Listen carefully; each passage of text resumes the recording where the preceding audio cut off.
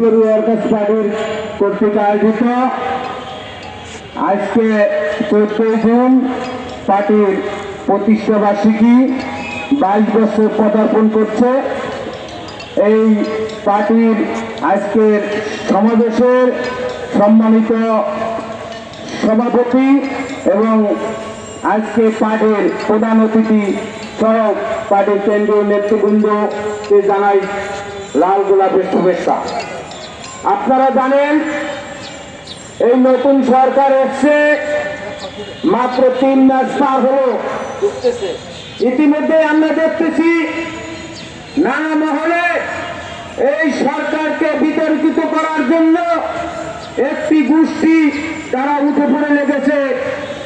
আমরা ওই সমস্ত গোষ্ঠীর লোকদের বলতে চাচ্ছি, কেবলমাত্র 3 মাস হলো, 3 মাসের ভিতরে আপনারা যদি সহ্য না করতে পারেন তাহলে বিগত সরকার যে ফেসিবাদী রাষ্ট্র কায়েম করেছে, প্রায় 15-16 বছর ধরে তারা যে রাজত্ব করেছে, তখন তো আপনাদের এতটুকু ভুলকানি দেখি নাই।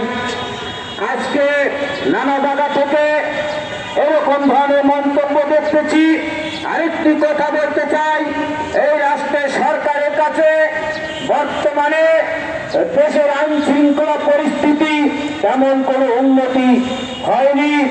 আইন শৃঙ্খলা পরিস্থিতি যদি উন্নতি করতে হয়, এই রাষ্ট্রের যারা নীতি নির্ধারক আছে, ক্ষমতায় যারা রয়েছে, যেমনি করে এই রাষ্ট্রের স্বরাষ্ট্রমন্ত্রীকে বলবো, আপনি নতুন করে আবার প্রশাসনের কর্মকর্তা নিয়োগ দেন।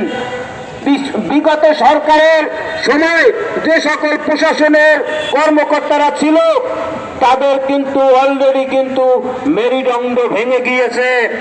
এখন তারা আইন শৃঙ্খলা পরিস্থিতি নিয়ন্ত্রণে আনতে পারে নাই। রাষ্ট্রে কিন্তু চুরি, ছিনতাই, ডাকাতি, মদ, সন্ত্রাস ক্রমাগত ভাবে কিন্তু বৃদ্ধি পাচ্ছে। নারী শিশু ধর্ষণের শিকার হচ্ছে। এগুলো বন্ধ করতে হলে আমাদের রাষ্ট্রের সরকারের প্রশাসনিক ভাবে তাদের কঠোরভাবে হস্তক্ষেপ করতে হবে।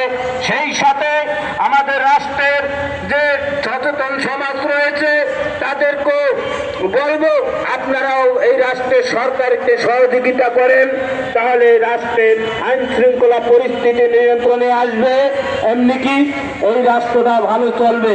সেই সাথে আরেকটু কথা বলবো, সরকারের কাছে এই রাষ্ট্রে বাংলাদেশে কিন্তু শিল্প কলকারখানা বন্ধ হয়ে যাচ্ছে, লক্ষ লক্ষ শ্রমিক কিন্তু বেকার হচ্ছে।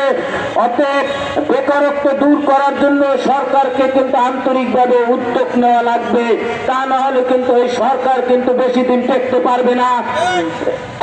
এই কথা বলে আমি আমার সংক্ষিপ্ত কথা শেষ করছি।